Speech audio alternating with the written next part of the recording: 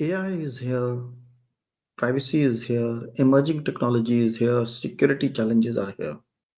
And in all this, how is the CISO role changing? What does trust mean for a CISO? What role does CISO play in creating a trust or creating digital trust? Are there any overlap with privacy function? How do CISO and DPO interact? Is it formal? Is it informal? How is this role changing in view of the emerging technologies? And what can organizations do to create digital trust? Now, all these are interesting questions and we are going to talk to Aman Tara, who's the CISO and who's based in the United States, and he's going to enlighten us with his views. So let's go and talk to him.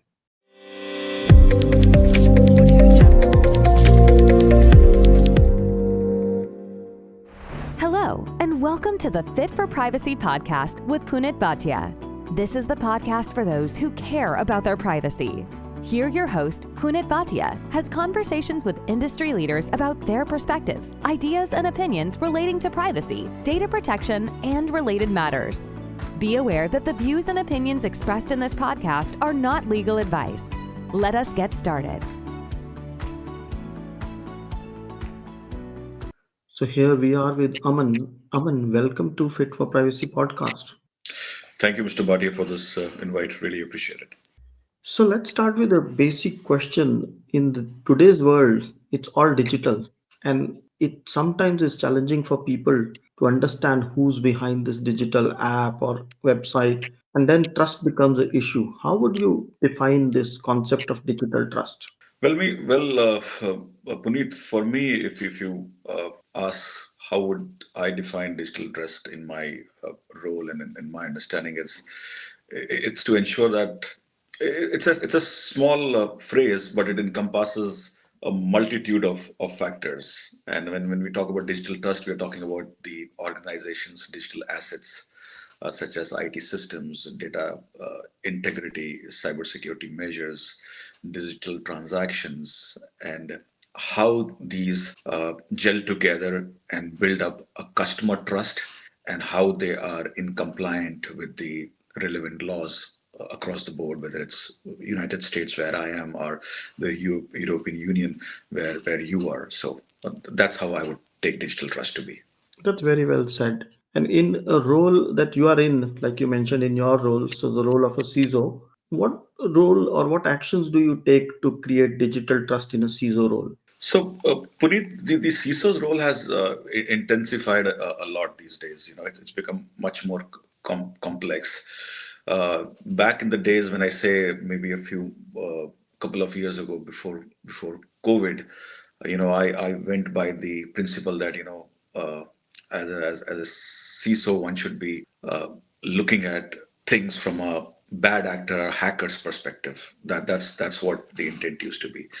Now, fast forward 2 3 years, I think, and I keep telling my peers, my team, and in various conferences that now we have to start thinking a step ahead of what the bad actors are, the hackers things, because technology is moving at a very, very fast pace, and with the advent of AI or Gen AI, which we'll subsequently cover, I'm sure, the role has become very, very complex. The CISO has in its role, in its form, has to lead the cybersecurity team of the organization. A lot depends on him. A lot of responsibility is on his shoulders. And again, in the banking world per se, as I said, once the right tone is set up for the right kind of policies, procedures which are in line with the best business practices, and then you have a team that is there to hold your hand, and a board and executive committee that listens to you, provides you all the tools that are necessary to make sure customer trust is maintained, and all the digital assets within the organization are safe and secure. So these are some high level factors that one considers. For sure. And you mentioned that the CISO role also has a compliance aspect to it, that is making sure the security measures are in compliance. And that also gets into an overlap with privacy function because privacy also we talk about making sure that the personal data, of course, we focus on personal data and you focus on all data, remains secure. And you talked about confidentiality, integrity, and availability. So, how do you manage this overlap in a CISO role with the privacy function? You yourself being a privacy veteran, Puneet, you would definitely, agree to the fact that data trust is closely tied to data privacy. Now, the one of the important roles of the CISO when we try to connect the dots together with privacy is to ensure that all the policies, procedures, processes, everything is, that compromises data that we talk about.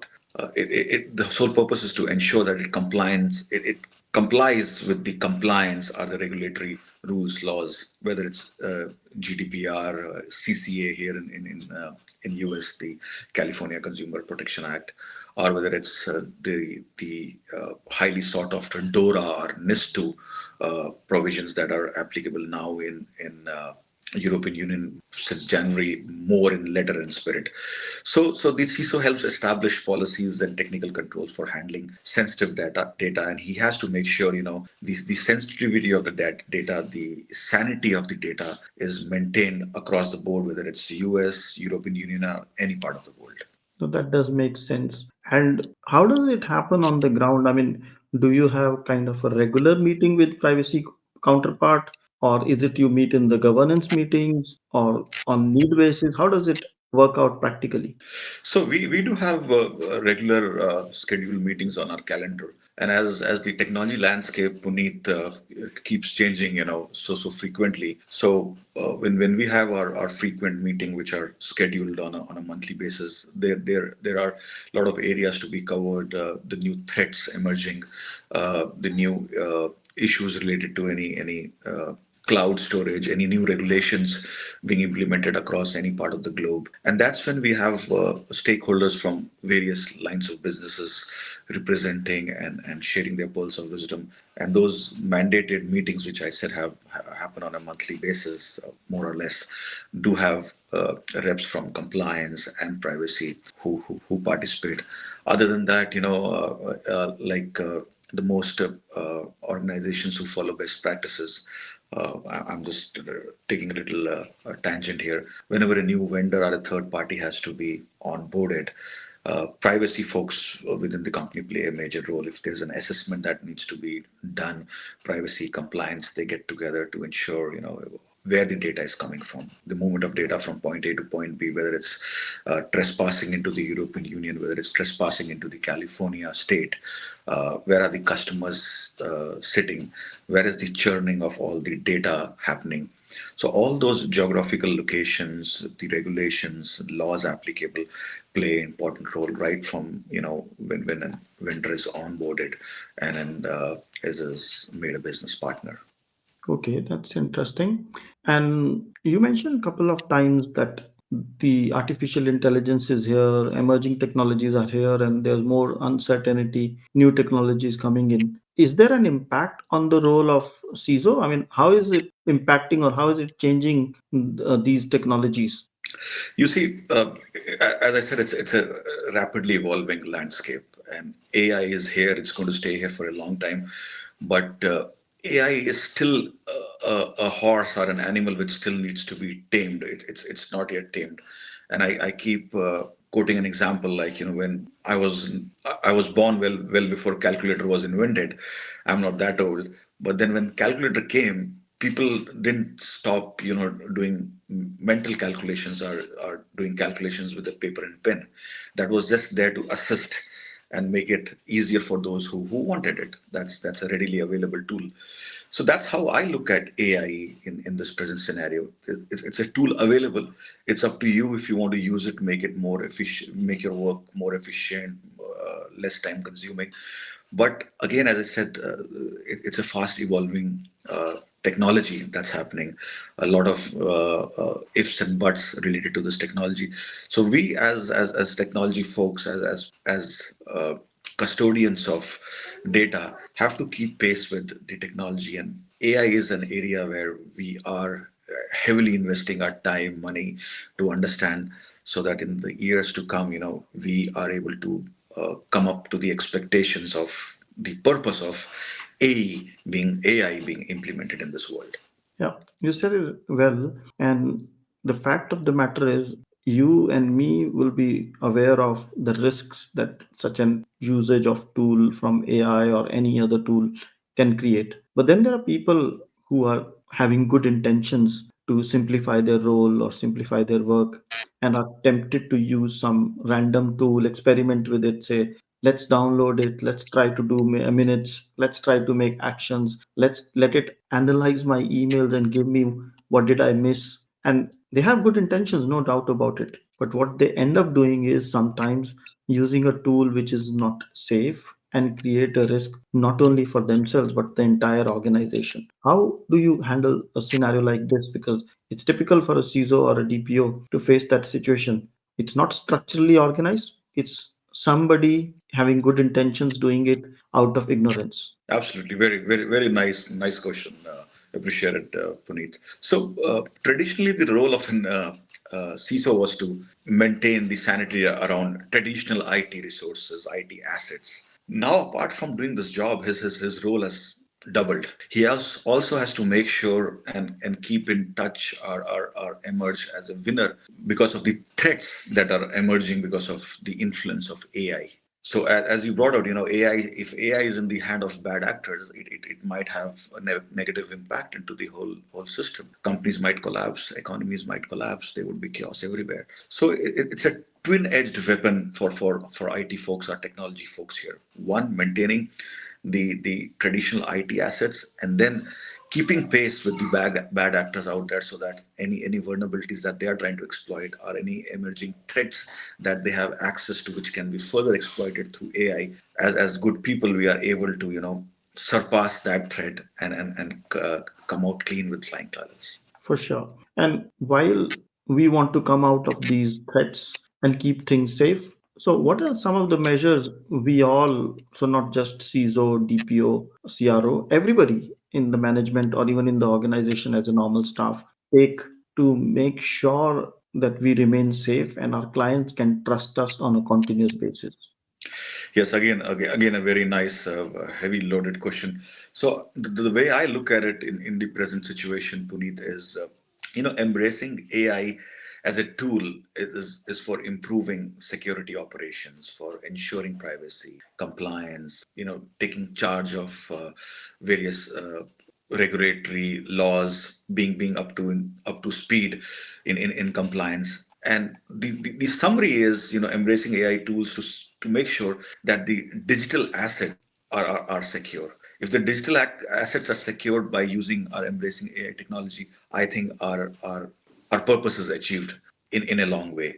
So there might be some examples where a CISO is ensuring that AI algorithms used for customer interactions are transparent, explainable, free of biases to maintain trust. These are some areas which we hear a lot. I remember a few months back when you and me were attending a conference in Ireland. A lot of focus was being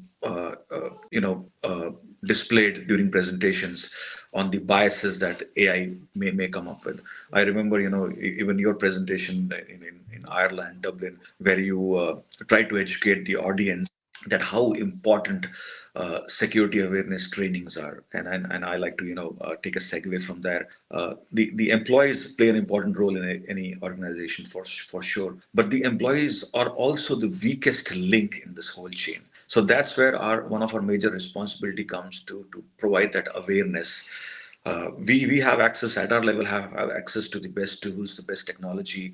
We attend conferences, read journals, but then how does that knowledge trickle down from top to bottom? That's only possible through security awareness trainings, mandated trainings. I would say that have to be implemented. Here in USA, they're getting more and more strict because of the human factor, or whether it's deliberate or indeliberate human factor, which might result in a big error, which might collapse network systems. So a big emphasis is being time, money, resources are being spent on security awareness trainings to the employee, and they are going a step forward by in fact sending out a proxy phishing emails to employees to check whether they are aware, are they clicking on the wrong link, or are they reporting that, hey, this is a spam, this is a phishing email, things like that. And I hope if this kind of security awareness goes more forward and all companies start adopting it, I think the world would be a better place. Absolutely. I think the only way we can protect and safeguard interest is through knowledge and awareness and emphasizing the risks, emphasizing the safeguards company or people can take. And companies, end of the day, people. So it's every member, every staff member has to take those steps. Now, recently, you wrote a book and published it. Can you tell us something about it and where is it available? What is it about? I see the copy behind also. Yeah, this was, in fact, very recently, a little more than a month ago, Puneet, I officially launched this book here in Texas, USA, and that's where I published this book through Amazon. It's readily available on Amazon, and this was more of a journey of mine. I'm an ex-military major, and I moved from India to the United States probably 15, 16 years ago. And it becomes a little difficult when you come from a place like India, where it's a different culture, the style of living is different, the work ethics are different, and you come to earn your livelihood in a country like United States, where the culture is entirely different, very fast forward lifestyle, very mechanical life, and so much of opportunity. That's how they call America the land of opportunities. So I just tried to cover my journey from the Indian Army, getting into the corporate world, how I established myself, faced the challenges here in USA, and succeeded eventually. So this is like a book for all those who have their roots in India, are fond of challenges, resilience, striving hard, and then succeeding. That's very nice. And you also, when we met in Ireland, Dublin, you mentioned that you have something called a show on the radio or something. What is Yeah, it? Maybe if I you do a want. show, Puneet, every Tuesday. It was more centered around, it's been now 14, 15 years I've been doing this live show every Tuesday. Earlier, it was more centered around live political debates or matters that interest the common man. It can be cybersecurity laws, it can be new regulations, political related, entertainment related. So that I did that for about 7, 8 years before COVID happened. And then I think during the time period when COVID was happening, people had a lot of time. Those debates started becoming too aggressive. And so me as a moderator had a tough time, trying to control those debates, because everyone was very, very getting personal with the political situation happening all over the globe because of COVID. And then I said, I need to take a break. And then for about 8 years, I did these live talk shows, and then I'm now more into entertaining people on the airwaves, playing music what they want to listen to. It's a live call-in show now. So you're in Belgium, and if you tune into my radio show, Radio Caravan 104.9 FM through the app, and you can just call in, and I'll take your request, and any favorite song, I'll be playing it for you and giving a shout out. Thank you so much. And now, based on this conversation, if somebody wants to have a chat about maybe the radio show, maybe the book, or maybe something else, and what's the best way to reach out or connect with you? Yeah, I'm available on, I have my profile on LinkedIn by my name, Aman Tara, and there are very few Aman Taras, and if you just search for me there on LinkedIn, I'll be more than happy to connect with you, and we can pursue this forward. That's wonderful. It was a pleasure, Aman, to have this conversation with you and very insightful. Let's stay connected. Thank you. The pleasure was mine. Thank you so much. Thanks for listening. If you liked the show, feel free to share it with a friend and write a review. If you have already done so, thank you so much. And if you did not like the show, don't bother and forget about it. Take care and stay safe. Fit for Privacy helps you to create a culture of privacy and manage risks by creating, defining, and implementing a privacy strategy that includes delivering scenario-based training for your staff. We also help those who are looking to get certified in CIPPE, CIPM, and CIPT through on-demand courses that help you prepare and practice for certification exam. Want to know more? Visit www.fit FIT4PRIVACY.com. That's www.FIT4privacy.com. If you have questions or suggestions, drop an email at hello@fit4privacy.com. Until next time, goodbye.